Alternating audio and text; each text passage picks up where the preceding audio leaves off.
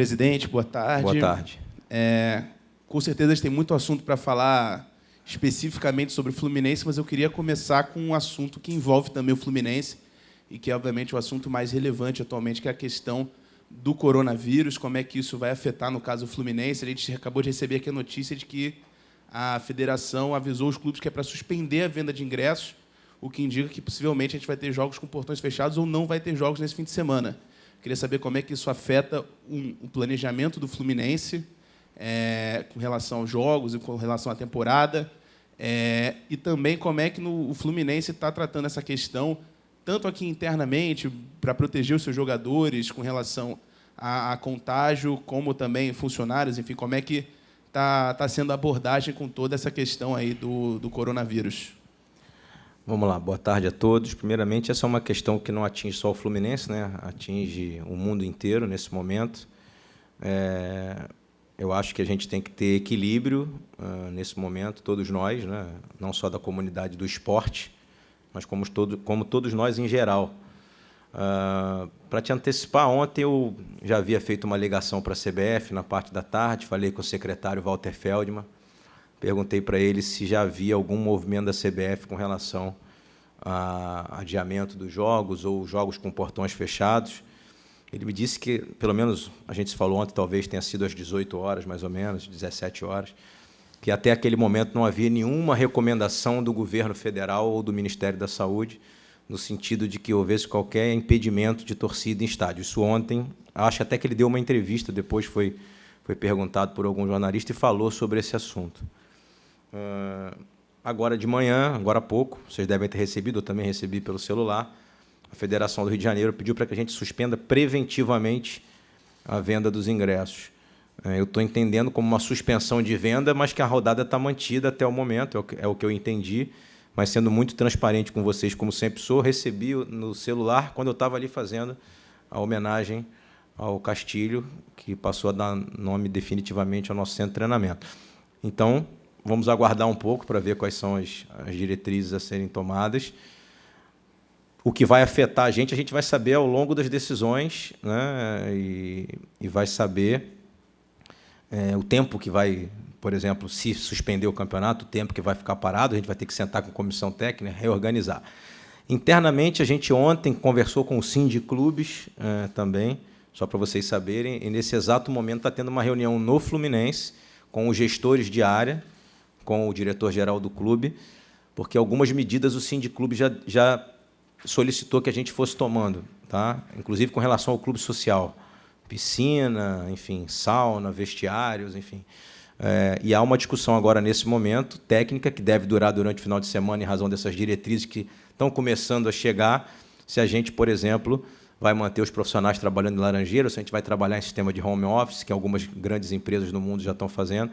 Então, a gente já está bem avançado internamente nessa discussão. Ontem nós tivemos uma reunião sobre isso, em razão dessa conversa com o Sindiclubes, e possivelmente na segunda-feira vocês já vão ter, por parte do Fluminense, algumas normas que a gente vai implementar já a partir de segunda-feira, para que a gente possa estar aí adequado às normas. E aí acho que isso envolve até a nossa vida pessoal, né? Eu também estou aguardando comunicados da escola das minhas filhas, enfim, estamos condomínio, está todo mundo muito ainda sem noção do que pode acontecer, do que vai acontecer, mas eu acho que a gente vai sair bem dessa aí, basta que todos nós, aí eu falo do caso dos brasileiros, que a gente possa, especialmente, cumprir as regras, né?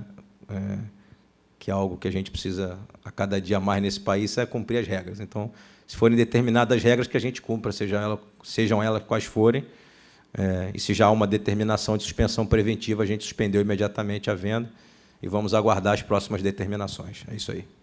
Presidente, bom dia, quer dizer, boa tarde já. Eu queria que o senhor abordasse dois temas, né, em respeito até aos colegas, para não estender muito na pergunta, que a galera sempre comenta muito nas redes sociais. O primeiro é o sócio-torcedor, né, como é que anda o lançamento dos novos planos. A segunda é em relação ao patrocínio master. Também gostaria que o senhor falasse um pouquinho a respeito disso. Se já tem alguma empresa se aproximando, como é que anda essa situação no Fluminense? Vamos lá. Sobre o programa de sócio-torcedor, sócio-futebol, um novo programa, eu tenho a dizer aos nossos torcedores que nós iríamos lançar esse programa hoje. Tá? Vocês devem ter visto, eu sei que estou falando dos torcedores, vocês jornalistas e os torcedores devem ter visto que ao longo dos últimos dias a gente veio informando nas nossas redes sociais, fazendo teaser. Nós lançaríamos hoje o programa, e vejam que coisa curiosa. Ontem, ao final da tarde, nessa reunião que nós tivemos, os nossos profissionais que cuidam do novo programa me fizeram uma ponderação de que eu suspendesse o lançamento do programa hoje, porque nós não sabíamos que tipo de decisões seriam tomadas com relação aos jogos. E como o principal mote do programa de sócio-futebol é a ida ao estádio, a nossa equipe entendeu e me trouxe essa ponderação de que seria injusto e de que que eu prejudicaria os torcedores que, de repente, aderissem ao programa hoje, amanhã e depois de amanhã, e na questão da ansiedade da espera, e que a gente já não tivesse jogo, por exemplo, no domingo ou na semana que vem. Ou seja, o torcedor pagaria o programa cheio e já não poderia ir ao jogo na semana seguinte. Isso foi sem a gente saber que os jogos seriam suspensos, como a venda de ingressos foi hoje. Então, em razão disso, eu confesso a vocês que acatei a decisão, a ponderação, na verdade, dos meus profissionais que cuidam da área. E aí, agora, pela manhã, o que a gente previa se comprova. Ou seja, você imagina se eu tivesse aberto hoje pela manhã a venda do sócio-futebol e 2.000 pessoas já estivessem comprando, objetivando estar no jogo de domingo ou no jogo de quinta, que a gente não sabe ainda o que vai acontecer, e o torcedor já ficasse prejudicado de ter aderido ao programa e não poder ir ao Maracanã. Então, eu acho que a gente acabou sendo muito honesto, como sempre. Decidimos ontem e, aspas, sem querer, a gente acabou acertando, no sentido de que, na verdade, a gente olhou o movimento mundial, né? O NBA suspensa, Libertadores suspensa, eliminatória suspensa, a gente entendeu que isso ia acabar chegando rapidamente no Brasil e que nós íamos acabar prejudicando os nossos torcedores que iam aderir ao plano e não poder ir ao estádio. Então, eu peço desculpas em que pese não ser da responsabilidade nossa.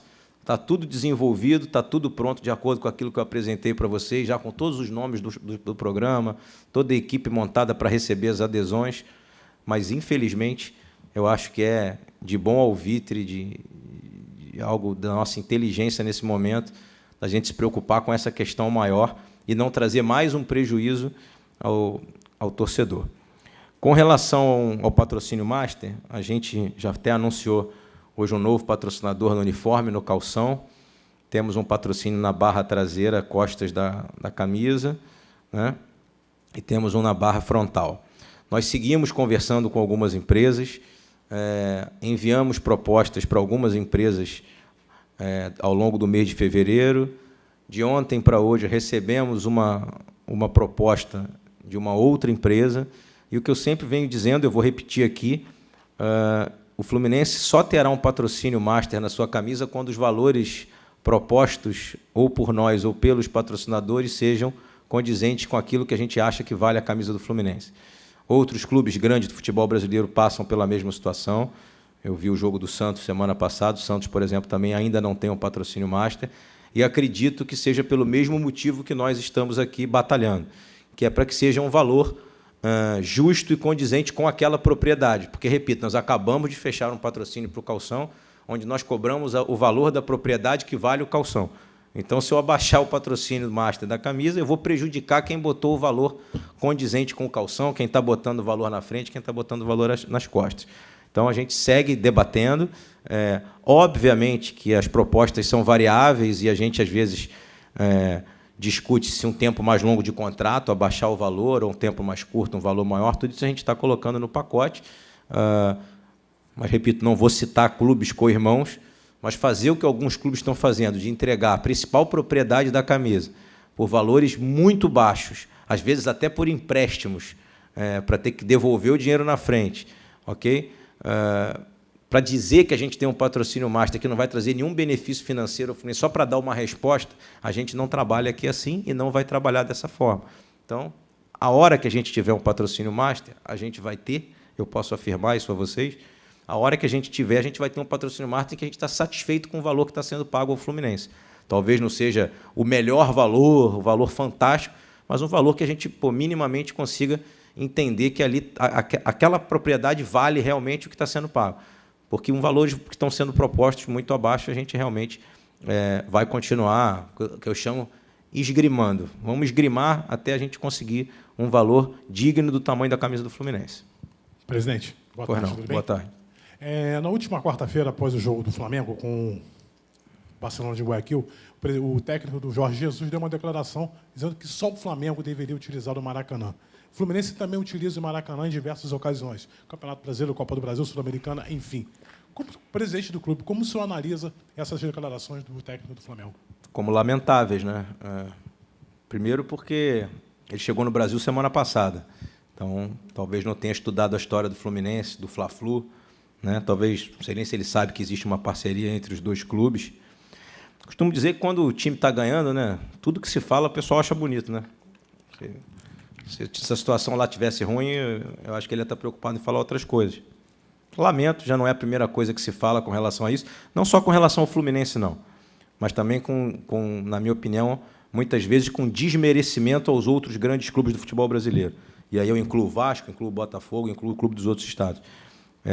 Os clubes do futebol brasileiro não se formaram sem os outros. O Fluminense não existe sem os seus adversários, né? O que seria de nós se não fosse o Flamengo, o Vasco, o Botafogo, o Santos, o Grêmio, o Internacional, né? Você vê que com todos esses clubes grandes do futebol brasileiro, a gente tem jogos épicos, históricos, né? Jogos decisivos. A gente já decidiu jogos importantes com o Grêmio, já decidimos jogos importantes com o Inter, com o Santos, com o Corinthians, com o Flamengo, com o Vasco, com o Botafogo, né? A nossa história, a história desse clube é recheada por grandes confrontos. Eu lamento, sinceramente, que um treinador estrangeiro... Isso aí vai um recado também, um recado não só para nós, né, que trabalhamos na comunidade de futebol, como também para o torcedor.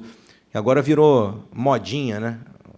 Se o cara não fala... Se não é brasileiro ou se fala espanhol, ele é melhor do que tudo que está aqui, né? Então, seja treinador, seja profissional, jornalista, seja tudo. Tudo que é de fora agora é genial, é melhor, né? Mas...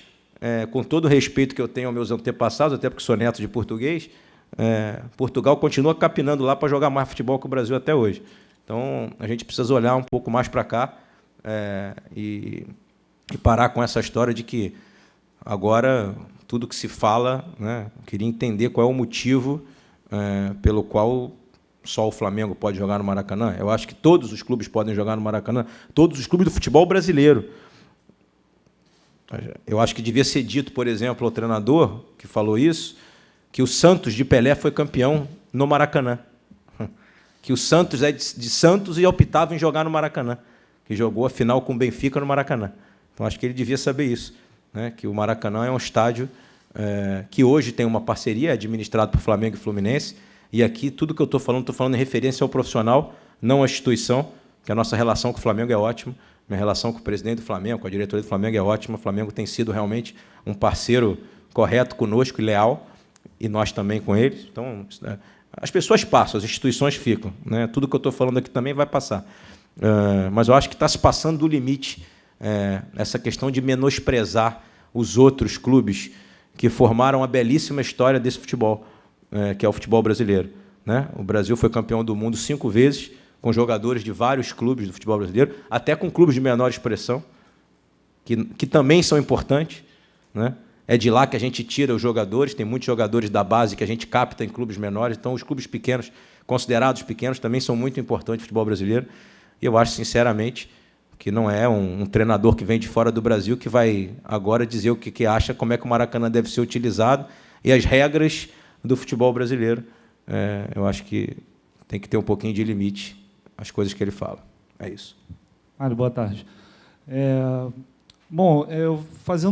Observando os números do Fluminense agora na temporada, a gente observa um aproveitamento próximo de 70%, pegando os números gerais, né, de todas as competições, mas fazendo um recorte das competições mata-mata, o Fluminense acabou eliminado na Sul-Americana, agora na Copa do Brasil perdeu esse primeiro jogo da terceira fase, esse aproveitamento ele cai bastante para 53%, se eu não me engano, pelas contas que eu fiz ontem. A diretoria... As suas contas se baseiam em quê? Só em jogos ou... Aproveitamento nos jogos. Somente nos por que jogos. ela caiu? Não derrotas. entendi. Não, em termos de números mesmo. Vitórias, derrotas, empates. Enfim, o aproveitamento geral ele é puxado, querendo ou não, pelos bons resultados no Campeonato Carioca. Algumas goleadas que foram aplicadas, números de gols marcados, enfim. O Fluminense vem tendo dificuldades nas competições mata-matas, que são competições até mais importantes neste momento, nesse primeiro semestre. Vocês, no caso de diretoria, estão levando em consideração a diferença de desempenho, não só de números, mas também de desempenho nessas competições, já que há um risco iminente de uma eliminação na Copa do Brasil, para a avaliação da comissão técnica, ou seja, a diretoria continua apoiando da mesma forma como vem apoiando desde o início o técnico Odair Hellmann neste momento, em que o clube, querendo ou não, corre o risco de uma eliminação? Vamos lá. Vamos começar pelo fim. Não existe a menor hipótese do Odair sair. Não existe a menor hipótese. Mesmo que a gente não passe dessa fase da Copa do Brasil, ele segue como treinador do Fluminense, justamente pelo conceito que eu estou dizendo aqui. Ou a gente vai parar com o discurso e realmente ter atitudes efetivas no futebol brasileiro, ou o futebol brasileiro caminha para o fim. E por que eu estou te dizendo isso? Porque a sua pergunta cabe para o Fluminense, mas ela cabe para o Atlético Mineiro, para o Vasco, para o Bahia, para o Botafogo, para todos os clubes que passam dificuldade início de temporada. Por quê? Porque se a gente não rediscutir calendário, se a gente não rediscutir que os clubes de faturamento menor hoje, que é a grande maioria dos grandes clubes de futebol brasileiro, não podem fazer 9 dias de pré-temporada, estrear uma competição internacional no dia 4 de fevereiro, onde os jogadores ainda estão em fase de adaptação, né? Você imagina a nossa situação. A gente só pôde começar a pensar em montagem de elenco no meio de dezembro, porque até a última rodada do Campeonato Brasileiro nós não sabíamos a nossa situação. Além de tudo, temos uma situação financeira extremamente difícil, fato público notório. A situação financeira difícil é nossa, é do Vasco, é do Botafogo, é de vários outros clubes, né? Então, a gente monta um elenco no início de janeiro e tem 7 dias de treinos integrais, na verdade, de treino, de sessões de treino. E aí você, no dia 4 de fevereiro, sem nenhum atacante, porque os atacantes estavam todos machucados, você estreia numa competição internacional. Então, assim, escolher o culpado, como todo mundo faz, cortar a cabeça de um para dizer que eu estou certo, tudo que está sendo feito aqui está errado, eu não vou fazer. Não é meu estilo de trabalhar, acho que vocês já sabem disso. Os resultados não são os resultados que a gente queria que acontecesse, mas são resultados que estão acontecendo em razão de uma série de questões. O jogo último contra o Figueirense, eu acho que a gente poderia ter ido melhor pela performance que a gente vem tendo até nos últimos jogos do Campeonato Carioca. Nós fizemos um jogo ruim. Nós fizemos um jogo muito ruim. E todo mundo aqui dentro sabe disso.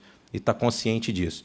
Agora, eu acho que a gente tem que começar a comparar, no futebol brasileiro, o seguinte: clubes com folha salarial de jogadores do mesmo tamanho, elencos equiparados, condições de disputa, que é uma coisa que eu venho discutindo, por exemplo, na CBF.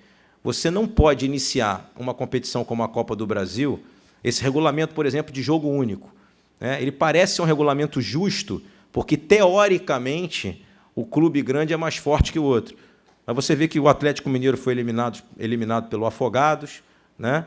O Bahia saiu na primeira fase da Copa do Brasil, que é um clube que vem se estruturando, mas é um clube que tem uma folha salarial, talvez, hoje, do mesmo tamanho da nossa, um pouquinho maior, talvez seja um pouquinho maior ou um pouquinho menor, não sei exatamente os números. Então, assim, hoje é um grande bolo de clubes com faturamento parecido, com folhas salariais parecidas. Se você não der tempo a esses elencos, que são montados normalmente com jogadores que vêm de outros clubes porque não estão querendo e acabam emprestando, se esses clubes que estão montando os seus elencos entre janeiro e fevereiro não tiverem tempo, você vai continuar tendo problemas. Assim, quando eu digo problemas, o clube grande sendo eliminado. E também sendo muito claro aqui, eu vejo muito movimento, especialmente dos jovens, né, que quem tem 16, 17, 18 anos, conhece a história do clube de alguns dias para cá. Mas a Copa do Brasil sempre foi uma competição que trouxe essas surpresas. Salvo engano, o Globo.com outro dia fez uma matéria sobre isso, sobre as grandes zebras da Copa do Brasil. Enfim, quando a Copa do Brasil também se iniciava no meio do ano, também tinham grandes zebras, eliminações traumáticas. Enfim, justamente por ser uma competição de mata-mata, onde os clubes de menor expressão dão a vida, assim, é o jogo da vida. A gente foi jogar lá no Maranhão, era o jogo da vida no motoclube, era o jogo, talvez o jogo mais importante do motoclube dos últimos, 10, 15 anos, não sei. Então, assim, se a gente escolher, você vê que o Cruzeiro ontem parece que demitiu o treinador e retroagiu, quer dizer, voltou atrás, porque percebeu que... E aí? Vou dar o exemplo do Ceará, adoro dar o exemplo do Ceará. Mandou o Enderson Moreira embora no meio do Campeonato Brasileiro, contratou o Adilson Batista, mandou o Adilson Batista embora e trouxe o Enderson Moreira de volta. Ou seja, porque chegou à conclusão que vai ficar trocando de treinador, mas o que ele tem para fazer futebol é aquilo. Se as pessoas querem ser enganadas, a gente dizer, não, vamos mexer aqui a cabeça, e aí o time vai aumentar a performance em 90%, diz assim, não vai. Assim, é simples. E por que a confiança no trabalho do Odair e por que a escolha do Odair? Né? A escolha do Odair se deu justamente porque, olhando o trabalho que ele fez, saindo de uma Série B no Internacional e entregando o Internacional na Libertadores com uma dificuldade financeira com um time de folha baixa, o treinador ficar quase 24 meses num clube da grandeza do Internacional, tendo vindo de uma segunda divisão, significa que ele precisa de um longo prazo para desenvolver o trabalho. Como o Bahia vem fazendo com o Roger Machado. O Roger, salvo engano, já está há mais de 1 ano e meio no Bahia, acabou de ser eliminado na Copa do Brasil e está lá fazendo o seu trabalho.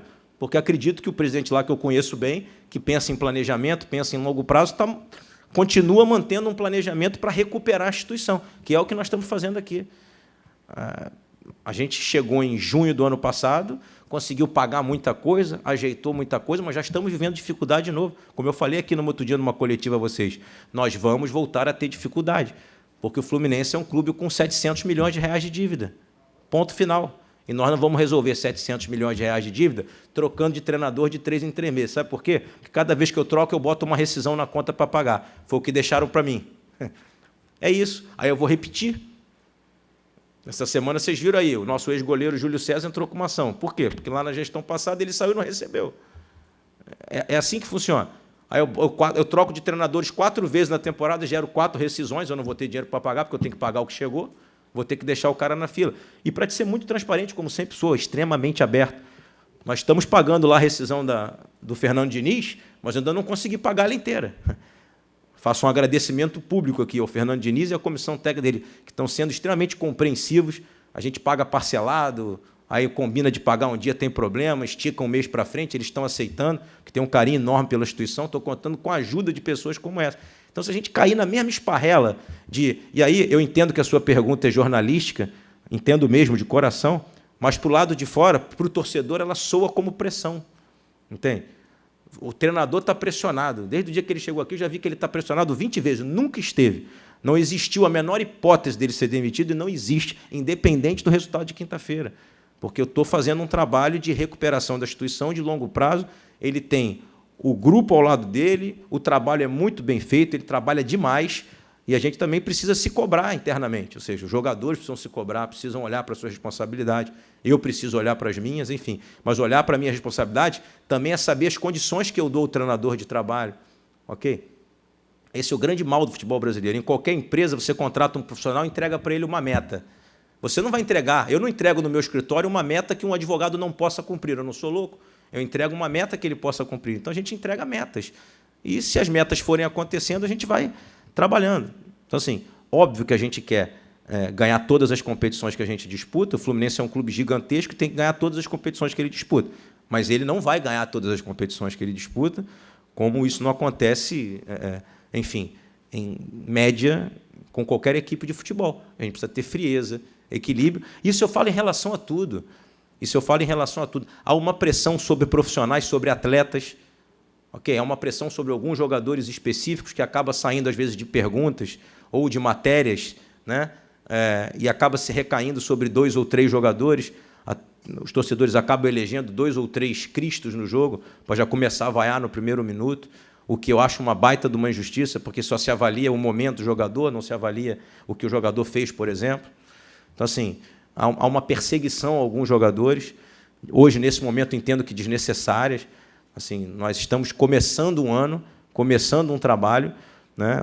E o trabalho tem que ser de médio a longo prazo. Eu não posso exigir que eu tenha entregue 10 ou 11 contratações novas, se junte com outro elenco que ficou aqui e que o treinador transforme o nosso time da mesma maneira que a gente não se ilude, e aí vai muito de acordo com o que você perguntou, com as vitórias de 4 ou 5-0 no Campeonato Carioca. Tem nenhuma ilusão. Zero. Ninguém aqui... É muito engraçado isso. Antes do jogo do Figueirense, saiu uma matéria falando que a gente tinha mais de 70% de aproveitamento. Você acha que a gente aqui se iludiu aqui dentro? Ah, não, olha, nós só somos o 2º time de melhor performance no Brasil. Essa avaliação a gente tem que fazer em agosto. Essa avaliação, se nós somos segundo, terceiro, quarto ou quinto, é quando a régua subir. E a gente sabe que ela vai subir aqui dentro. Então, a gente está preocupado da régua subir, porque ela vai subir. E a Copa do Brasil, a régua vai subindo. Porque, queiram vocês ou não, independente do Figueirense estar passando por uma situação muito difícil nos últimos anos, é um clube que, diante do que a gente vinha enfrentando, já foi um clube que subiu um pouco a régua. Aí eu concordo com você. Já tivemos mais dificuldade. Tem que acender o sinal vermelho. Por quê? Porque o Campeonato Brasileiro, a régua ainda vai subir ainda mais. Mas não vai subir só para nós. Vai subir para todos os clubes que têm um faturamento igual a gente, que têm a mesma quantidade de dívida. A outra opção, é o que eu já falei também aqui 2 ou 3 vezes, é estourar o caixa. Aí eu não vou fazer. E também não vou citar os clubes aqui. Então você olha nitidamente que já tem clube que está trocando de treinador, de diretor, que gastou 50, 60 milhões em contratação, e aí deixa a conta para o próximo. Eu não vou fazer, porque eu me comprometi a fazer futebol, sim, competitivo, e acho, sinceramente, que, diante das dificuldades financeiras que a gente tem, a gente conseguiu montar um time bom, um time que é competitivo, que vai representar o Fluminense com muita dignidade e que vai até disputar título, eu tenho certeza disso, e vaga na Libertadores. Nós temos essa certeza aqui dentro. Nós entendemos que montamos um excelente grupo dentro das nossas condições. Mas estourar o caixa para atender anseio de desespero e para finalizar, assim, sou que estou me alongando, mas é porque esse é um assunto que eu gosto de falar em sentido amplo, de futebol brasileiro. Outro dia, um torcedor me parou na rua para dizer: mas o Fluminense, há muitos anos o Fluminense passa, o Fluminense não vence. Eu entendi porque ele tem 20 anos de idade, mas o Fluminense, de 1985 a 2005, viveu um período de muito maior estiagem do que vive hoje. O Fluminense foi campeão brasileiro em 2012, foi campeão da Primeira Liga em 2016. Enfim, realmente, há 5 anos, por questões financeiras e de folha, atua na parte de baixo da tabela do Campeonato Brasileiro. Isso é uma verdade. Desde 2014, quando foi 6º colocado, de lá para cá, o Fluminense sempre esteve na página 2. Esse é um objetivo nosso, é voltar para a página 1. Esse é um objetivo desse ano. A gente precisa voltar para a página 1, porque nós somos um clube gigantesco, mas nós entendemos que nós caímos para a página 2 porque o nível de investimento veio fazendo assim, porque a dívida veio fazendo isso. Então, o que eu estou tentando fazer? Equilibrar isso, e talvez não seja na minha gestão, possa ser daqui a 2 gestões. E o que eu digo para todo mundo é: sempre que o Fluminense foi campeão, eu fui campeão. E sempre que o Fluminense for campeão depois que sair, eu vou ser campeão, porque eu sou tricolor. Então, se eu não estiver sentado aqui, eu vou estar na arquibancada comprando faixa de campeão. Então, se eu estiver fazendo um trabalho para daqui a 6 anos, ou daqui a 7 anos, ou daqui a 9 anos, um outro presidente vir aqui entregar aqui a Taça da Libertadores, eu faço questão de estar batendo palma ali.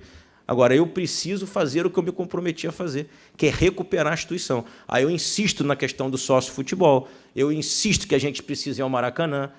Assim, não adianta dizer que o jogo da Copa do Brasil é o jogo mais importante do ano e a gente tem 11 mil pessoas no estádio, com todo respeito. Então, não é o jogo mais importante do ano, coisa alguma. Porque o jogo mais importante do ano, para mim, quando eu era torcedor de arquibancada, era todos os jogos. Eu ia todos os jogos do Fluminense. Quarta, domingo, com chuva, com sol, eliminado. Então, assim, dizer da boca para fora, né? Porque a rede social é isso, ela construiu o cidadão da boca para fora. Sentar ali, pegar o celular e ficar marretando os outros é mole. Eu quero ver o cara levantar e ir ao estádio, ou fazer o seu programa de sócio-futebol. Até parabenizo, aí teve um torcedor essa semana na rede social que escreveu, né? O sujeito que hoje não é sócio-futebol está desprovido, e que vai a jogo, né? O sujeito que não é sócio-futebol e gosta de ir ao Maracanã e que vai a todos os jogos, está desprovido de inteligência, porque ele está pagando quase R$200 a mais por mês para ir ver o jogo do Fluminense. Então, eu não consigo entender certas coisas, porque só vem cobrança. Assim, a gente entende que tem que cobrar mesmo, porque somos uma instituição gigante. Mas e do lado de lá? E do outro lado aí, da câmera? Como é que faz? É dizer que o jogo é mais importante meter 11 mil pessoas no estádio? Tem que meter 25, 30, 35, até para a gente poder... Eu vou repetir aqui. O momento do futebol brasileiro. Eu tenho um contrato, por exemplo, de televisão assinado até 2024. A minha gestão vai até 2022. Se eu decidir não tentar uma reeleição ou não for reeleito, eu nem posso renegociar o contrato de TV. Então, além de ter um contrato engessado, tanto no estadual quanto no Brasil, até 2024, as pessoas que passaram por aqui anteciparam essas receitas, deram em garantia, e o restante é penhorado por vários outros processos. Então, assim, se a torcida não se engajar e a gente não tiver aqui até o final do ano 40, 50, 60 mil sócios de futebol, nós vamos ter que continuar, por exemplo, vendendo jogadores para pagar as dívidas do clube e as folhas salariais. Ponto. Eu não tenho por que eu falar diferente. O Fluminense tem a seguinte fonte de receita: venda de ingressos, sócio-futebol, cotas de TV, patrocínio, que, repito aqui, por melhor que seja o patrocínio master, num ano ele não paga 2 ou 3 folhas salariais, e venda de jogador. Hoje, a única que eu tenho livre é venda de jogador. Então é isso. Assim, por que vende por um preço que a gente acha que poderia ser melhor? Porque chega uma hora que não tem dinheiro, você vende pela situação que você precisa vender. E eu venho aqui e falo a verdade, não tem problema nenhum. Quem conta diferente para vocês é mentira. Ou então fica pegando dinheiro emprestado para empurrar a conta para o outro. Um investidor. Eu até fico assim, eu vejo vocês fazerem as matérias. Investidor nada, é empréstimo. Os outros clubes fazem contrato de mútuo. E aí, depois entrega a conta para o próximo presidente. Tem um investidor aí que investe um monte de clube, que é um dos que bloqueiam a minha conta na Globo, porque o Fluminense pegou dinheiro com ele e deu a cota da Globo em garantia. Aí chamam de investidor. Aí eu chego aqui, faço uma coletiva aqui e falo assim, tem um investidor, está botando 50 milhões para contratar jogador no Campeonato Brasileiro. Eu vou dizer, porra, presidente. Só que aí eu escondo de vocês que eu peguei uns 50 milhões emprestado e dei em garantia a venda dos outros jogadores do próximo presidente. É isso que as pessoas fazem. Isso não é investidor coisa alguma. Isso é empréstimo, é contrato de mútuo. E o que nós estamos tentando não fazer aqui. É por isso que a gente manteve a folha do mesmo tamanho que o ano passado. É por isso que a gente está apertando os cintos. É por isso que a gente diminuiu cortesia de ingresso para poder vender mais camarote. É por isso que a gente está brigando por um patrocínio master melhor. É por isso que a gente precisa do plano de sócio futebol. É por isso que a gente tem que vender jogador para poder pagar as contas com dinheiro nosso. E os investidores que aqui aparecem, só para vocês saberem, todos os que aparecem com a conversa inicial querem o seguinte: botar um dinheirinho aqui e pegar a nossa base por 10 anos. Todos. Porque eles sabem que é o nosso pote de ouro. Aí sabe o que eu respondo? Se é para você me emprestar dinheiro agora para vender a minha base durante 10 anos e ficar com dinheiro para você, eu prefiro vender direto. Pelo menos não estou pagando juros. Por isso é que a gente vende direto. Então não tem mágica.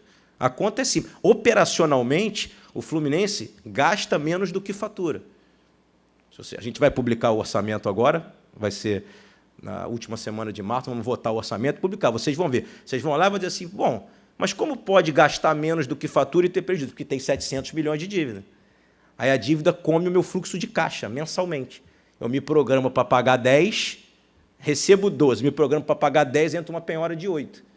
Aí do meu 12 morre 8, eu fico com 4, pago 8. Com 4. Aí, obviamente, que com 4 eu não pago 8. Aí eu fico devendo 4. É por isso, inclusive, que já estamos com uma folha atrasada. Porque eu cheguei com 4 atrasadas, eu paguei acho que 11 folhas em 8 meses de gestão, 9, não sei de cabeça. Aí, se eu estava com 4 para trás, é até lógico que eu tenha com uma para trás agora. E é o que vai continuar acontecendo. A não ser que a gente consiga aí 2 ou 3 jogadores fenomenais que a gente venda por um caminhão de dinheiro. Mas a gente precisa falar a verdade no futebol brasileiro. Por isso que eu brigo na CBF pelo fair play financeiro. Porque é injusto eu estar aqui apertando o meu cinto e outros clubes estarem pegando dinheiro emprestado e montando o time. Aí, quando chegar em agosto, eu vou dizer assim, poxa, a performance desse clube é muito melhor que a do Fluminense. Mas ele pegou 50 milhões emprestado, contratou o jogador, deixou a conta para o próximo. Né? Que eu já falei aqui e repito, que as pessoas não falam, mas eu sempre falo. Um dos grandes responsáveis pelo bom momento do nosso arquirrival é o presidente que lá passou, o Bandeira, que fez um trabalho de corte de custos, que apertou os cintos e recuperou financeiramente a instituição. Agora tem outras pessoas colhendo, que também fazem um excelente trabalho. Mas e o cara que passou lá? É isso que a gente precisa entender. E eu sou assim, eu botei na cabeça que eu vou tentar recuperar o Fluminense, porque eu não sei se eu vou conseguir, e eu vou continuar na minha linha. Então, pode pressionar, pode mandar mensagem, pode falar na rede social, pode vir aqui me perguntar 800 vezes, e a gente vai manter o caminho do trabalho. Porque a única solução que essa instituição tem é a gente ter firmeza nas nossas convicções, no nosso conceito. Sim, nós temos um treinador que cabe no nosso tamanho, que aceitou o nosso projeto, que veio para cá recebendo menos do que recebia no outro clube que trabalhou. É assim que eu tenho que trabalhar hoje. Eu não tenho como fazer diferente. Então, tem que dar todo o apoio a ele, segurança e confiança. Porque imagina se eu chego aqui e falo, né? Porque tem diretor e presidente que diz uma coisa lá dentro e diz outra aqui fora. Eu não, pode ter certeza. Pode perguntar aí para qualquer funcionário do clube, do treinador ao faxineiro. Eu sou o mesmo cara aqui na coletiva e sou lá dentro. Então, assim, a segurança que ele tem lá, pode ter certeza que o treinador tem segurança que está trabalhando tranquilo. Já irmão, você chegou aqui e falou, talvez, vamos pensar, quem sabe, o resultado. Aí eu já mudei a convicção dele também. Porque se ele trabalha preocupado único e simplesmente a me entregar um resultado a qualquer custo, ele vai mudar a convicção dele. Então, é isso. A gente não vai sair da nossa linha. Desculpa me alongar, peço desculpa aos outros aí, colegas seus, mas... Fala um pouquinho sobre o clássico de domingo. O Fluminense vai com bons números, ao contrário do Vasco, que está precisando aí, enfim, deslanchar. Como é que vai ser? Como é que o Fluminense encara esse clássico agora domingo? É um jogo muito importante para nós, muito importante para eles também. Acho que é um jogo muito importante em todos os sentidos, né? É um grande clássico. Fluminense e Vasco é um jogo fantástico e acho que a gente, aqui dentro, está encarando como mais um grande jogo importante do ano. Se a gente vencer, a gente se mantém na primeira colocação da pontuação geral, né, e se mantém firme com relação à conquista da Taça Rio, para depois disputar a final do Campeonato Carioca. Seja vencendo a Taça Rio, seja pelo maior número de pontos da competição. Além de tudo, a gente vem num resultado ruim contra o Figueirense, a gente precisa recuperar nessa nossa boa caminhada que a gente vinha fazendo. E não sei ainda o que vai acontecer quinta-feira, mas, a princípio, o jogo está mantido.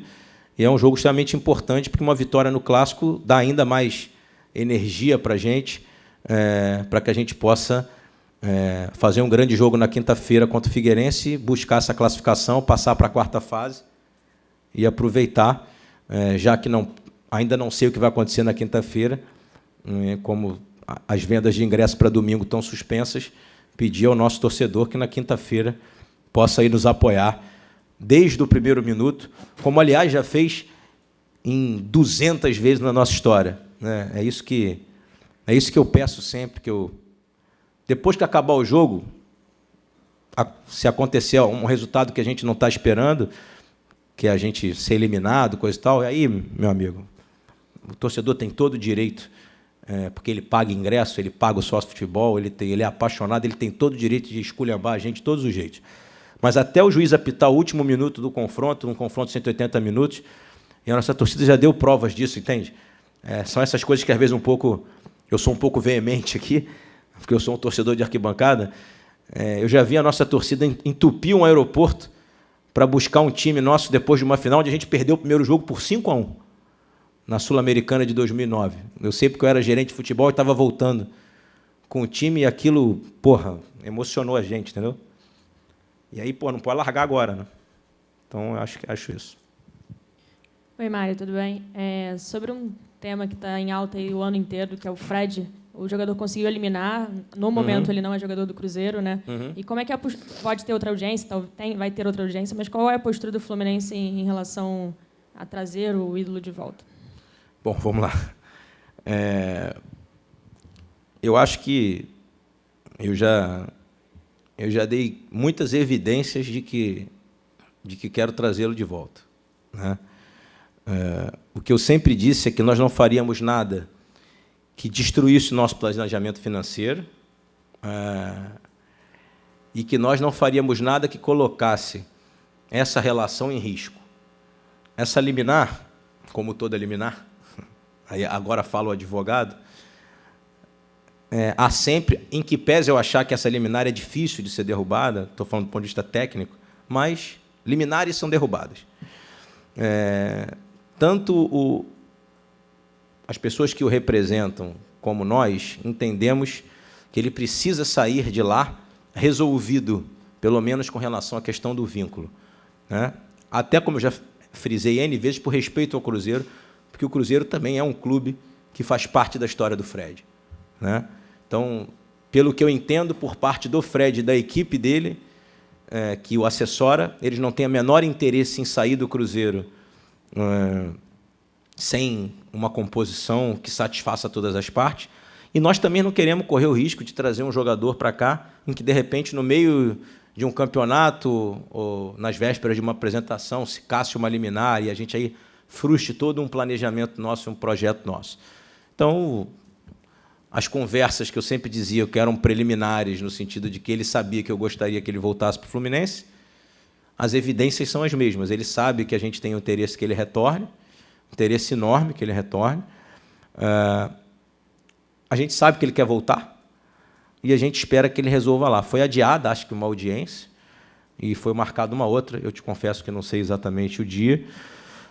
Pelo que eu sei, pelo que eu tenho lido de jornal, todos os jogadores que acionaram o Cruzeiro na Justiça, nessa primeira audiência, resolveram a liberação e deixaram para discutir valores ao longo do processo.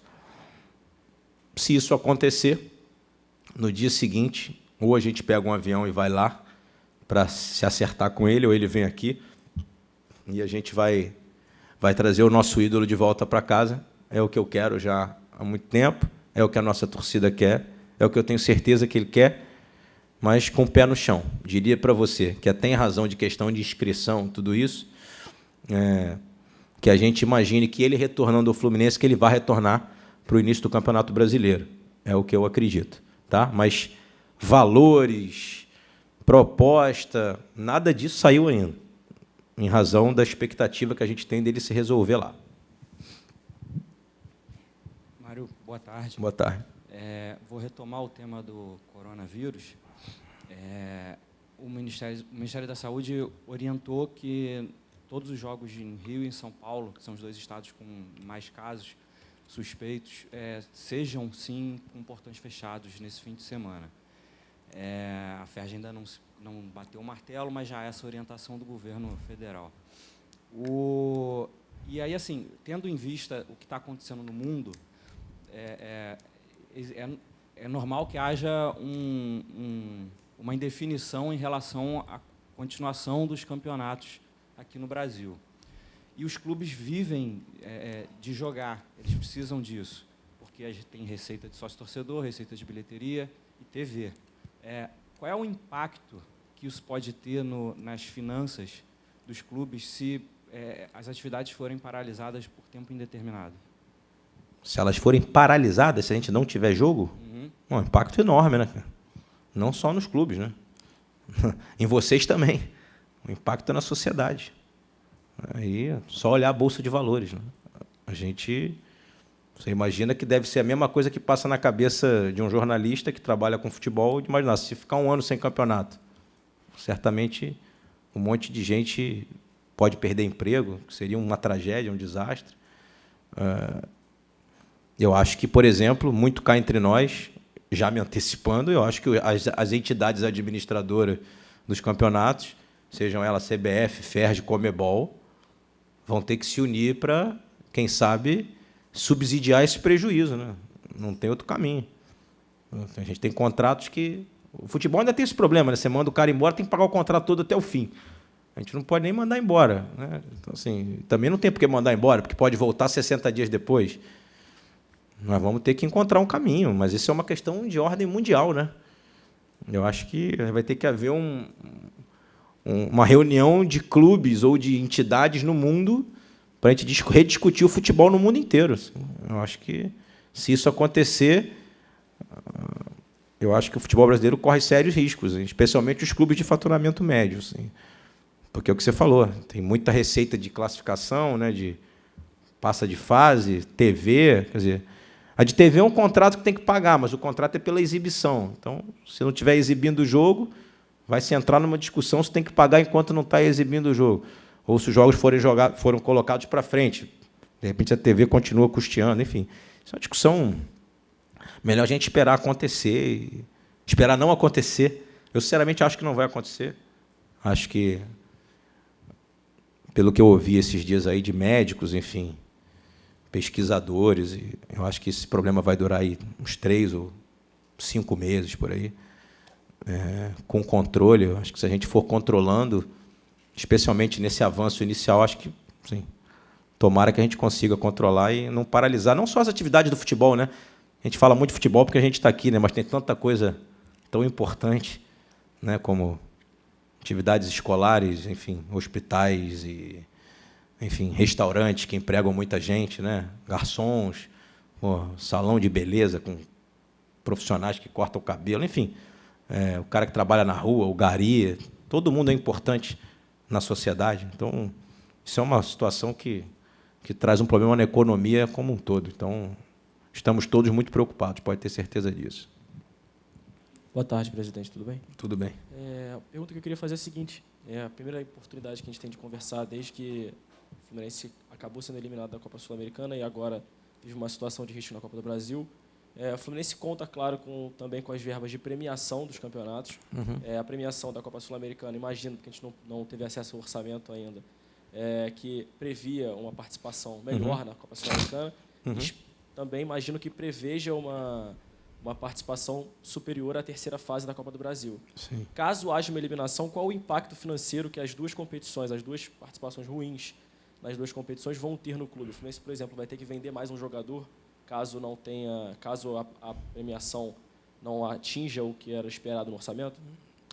Olha só, Caio, deixa eu te explicar. O orçamento, até para você entender tecnicamente, todo e qualquer orçamento é uma peça de ficção. Você projeta o que você acha que você vai receber e projeta o que você acha que você vai gastar, dentro de uma média. Já para te antecipar, a gente trabalhou o orçamento desse ano diferente de tudo que foi feito no passado. Tá? E é por isso, inclusive, a demora da apresentação do orçamento. Nós chegamos com metade de uma gestão, precisamos entender os números do clube. Né? Se a gente, por exemplo, no final de 2020, a gente vai apresentar o orçamento muito mais cedo do que apresentou agora, porque a gente já está, na nossa gestão, a gente já está fazendo o balizamento, enfim. Então, assim, para você entender, os orçamentos eram feitos no clube, como são feitos em outros clubes, se hiperestimando receita, em tudo, colocando lá para cima para dar superávit. Mas é uma peça de ficção.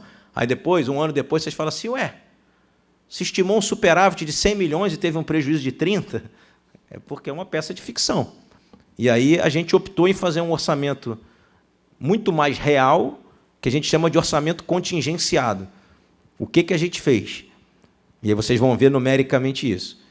A gente meio que balizou as nossas receitas e as nossas despesas pelo que a gente fez no ano anterior.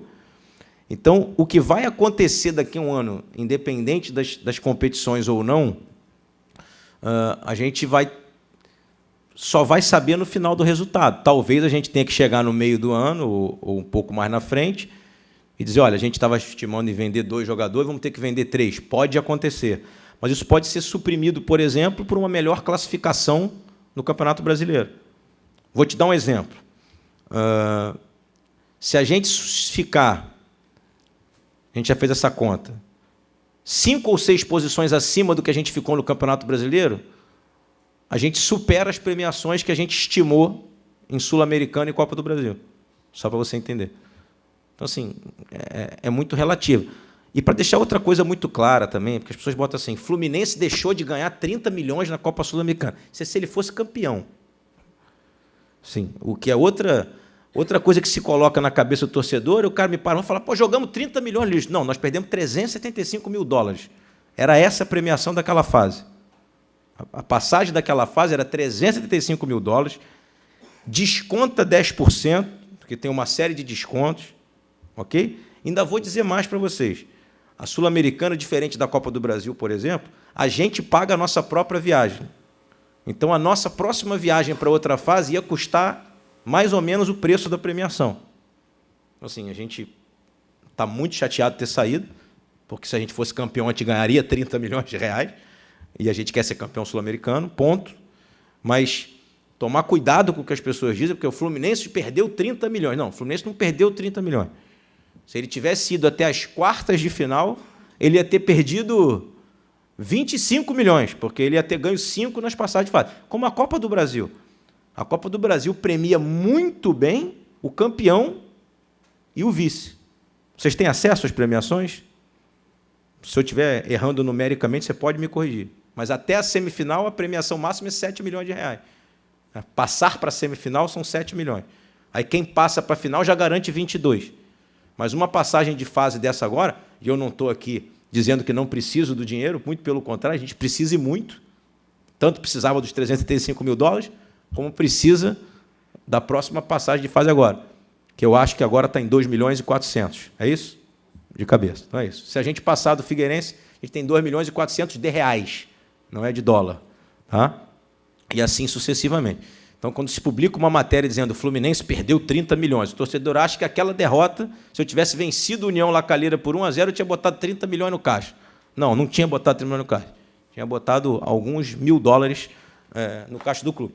Por isso que, de repente, uma melhor classificação no Campeonato Brasileiro vai compensar em bastante essa eliminação, ou uma venda do jogador, ou um patrocínio master. Enfim, a gente fez estimativas também de gastos. Assim, tem coisa que a gente pode gastar menos, né? Aquilo que eu falei para vocês numa coletiva aqui, de que a gente descobriu que tinha 2 contas de água e que a gente acabou conseguindo economizar R$500 mil só porque a gente abriu um outro registro no clube, isso é verdade. A gente acabou de descobrir semana passada que nós tivemos cobranças no ano retrasado, no ano passado, de R$720 mil a mais, mesmo com aquele negócio de só abrir um registro. Então, agora nós estamos fazendo um pedido administrativo para recuperar R$700 mil. Se não for administrativamente, vamos ter que entrar na justiça para recuperar a conta de água cobrada excessivamente. Então, só para você ter uma ideia, isso é uma coisa que não está no orçamento. Entrou essa semana lá. Então, pode ser que mude de um mês para o outro. O que vocês podem ter certeza é que a gente fez um orçamento extremamente pé no chão, justamente para que não tenha uma discrepância de a gente dizer que vai ter um superávit de 150 milhões e depois apresentar um déficit de 10. E vocês dizerem, nossa, onde foi todo esse dinheiro? É porque a dívida come o dinheiro todos os dias. Não é nem todos os meses, é todos os dias.